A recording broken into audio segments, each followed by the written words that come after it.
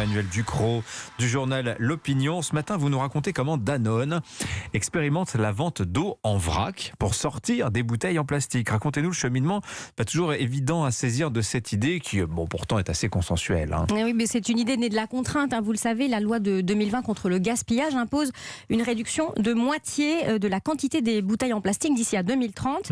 Alors avec des étapes, en janvier 2023, une première, il sera interdit de distribuer de ces petites bouteilles dans les hôtels, les cantines d'entreprise. Ah oui, janvier 2023, dans 3 mois. C'est demain. Quoi. Pour les vendeurs d'eau minérale, c'est un sacré changement. Et Danone donc lance une expérience. Tous ses concurrents travaillent sur des sujets similaires. Mais là, c'est un test de 3 mois avec la marque Evian pour vendre de l'eau en vrac, c'est-à-dire l'eau sans la bouteille. Comment on fait ? On rouvre des puits ?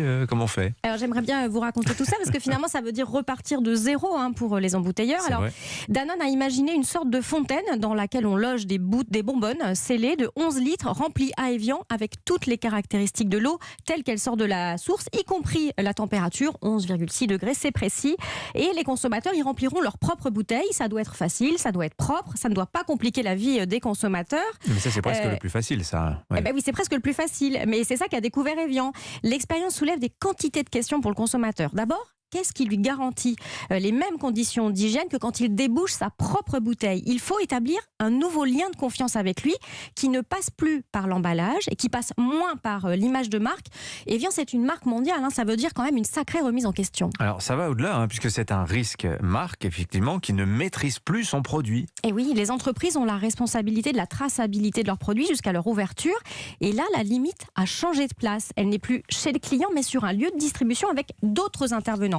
Ça veut dire qu'il y a des nouvelles responsabilités juridiques à définir avec ce vrac. Ça veut dire aussi qu'il faut éduquer les clients. Vous le savez, l'immense majorité des pépins sanitaires intervient quand les clients conservent leurs aliments. Ouais, autre question à régler, le prix de cette eau sans bouteille. Et oui, pour les clients, l'idée la plus évidente, c'est que l'absence d'emballage doit faire baisser les prix. Eh bien, c'est loin d'être aussi simple, figurez-vous.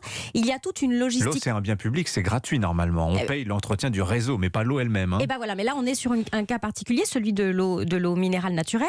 Il y a donc toute une logistique nouvelle à mettre en place, des équipements. Ça risque de coûter finalement plus cher. Alors, c'est une question presque philosophique. Au nom de l'écologie, les clients sont-ils prêts à payer plus pour finalement avoir moins ? Décidément, on s'en pose des questions dans cette affaire d'eau. Evian se heurte aussi, alors pour respecter la loi nouvelle, à des lois anciennes. Non, ça c'est les merveilles, vous savez, du millefeuille législatif à la française. On a découvert qu'une loi de 1870 stipule que pour qu'une eau minérale naturelle puisse porter ce nom, elle doit être embouteillée à la source.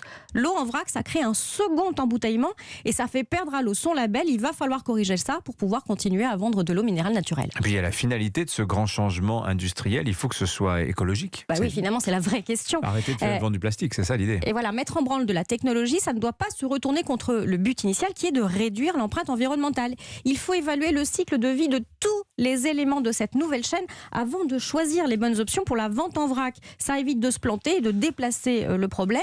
Même si, sur le fond, ça vaut le coup. Si le test est un succès, Danone espère diminuer d'1 quart le nombre de bouteilles vendues et ses émissions de CO2 d'1 tiers. Alors, je vais conclure en paraphrasant Bourvil et son eau ferrugineuse. Ça va nous rajeunir. Le dire, c'est bien. Le faire, c'est mieux. L'alcool, non. Mais l'eau ferrugineuse, oui. Voilà, c'est ça la vraie alternative. Mais pourquoi on ne fait pas des bouteilles en verre, tout simplement ? Mais parce que le bilan carbone de la bouteille en verre, il est beaucoup plus important que celui d'une bouteille en plastique. Voilà. Est-ce qu'on va vers le vin en vrac aussi ? Oh là là, les questions. Les cubis. Merci. Le cubi, c'est vrai, vous avez raison. Oui, mais c'est de l'aluminium, c'est pas terrible non plus. Merci beaucoup Emmanuel Ducrot. Un abîme de questions qui s'ouvre devant nous à chaque fois que vous venez au micro. Mesdames, merci aussi d'être restées. Géraldine Vosner. Dans un instant,